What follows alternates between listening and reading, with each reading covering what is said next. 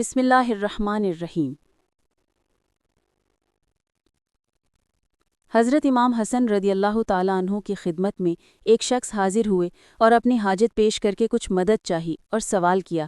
آپ نے فرمایا، تیرے سوال کی وجہ سے مجھ پر حق قائم ہو گیا ہے، وہ میری نگاہ میں بہت اونچا ہے، اور تیری جو مدد مجھے کرنا چاہیے وہ میرے نزدیک بہت زیادہ مقدار ہے، اور میری مالی حالت اس مقدار کے پیش کرنے سے عاجز ہے جو تیری شان کے مناسب ہو، اور اللہ کے راستے میں تو آدمی جتنا بھی زیادہ سے زیادہ خرچ کرے وہ کم ہی ہے، لیکن میں کیا کروں، میرے پاس اتنی مقدار نہیں ہے جو تیرے سوال کے شکر کے مناسب ہو۔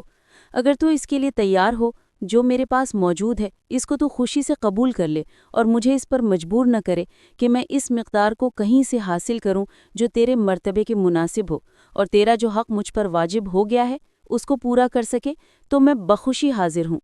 اس ساحل نے کہا، اے رسول اللہ صلی اللہ علیہ وسلم کے بیٹے، میں جو آپ دیں گے اسی کو قبول کروں گا اور اس پر شکر گزار رہوں گا، اور اس سے زیادہ نہ کرنے میں آپ کو معذور سمجھوں گا۔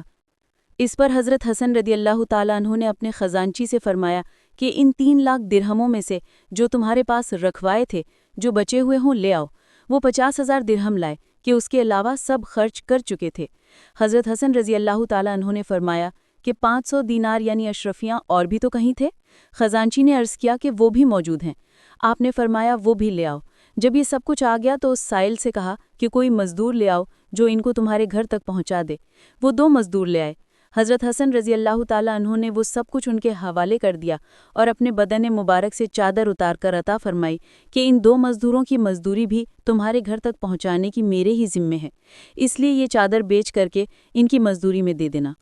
حضرت حسن رضی اللہ تعالیٰ عنہ کے غلاموں نے عرض کیا، ہمارے پاس تو اب کھانے کے لیے 1 درہم بھی باقی نہیں رہا، آپ نے سب کا سب ہی دے دیا۔ حضرت حسن رضی اللہ تعالیٰ عنہ نے فرمایا کہ مجھے اللہ تعالیٰ شانہ کی ذات سے اس کی قوی امید ہے کہ وہ اپنے فضل سے مجھے اس کا بہت ثواب دے گا۔ سب کچھ دے دینے کے بعد جبکہ اپنے پاس کچھ بھی نہ رہا اور مقدار بھی اتنی زیادہ تھی، پھر بھی اس کا قلب اور اس کی ندامت تھی کہ سائل کا حق ادا نہ ہو سکا۔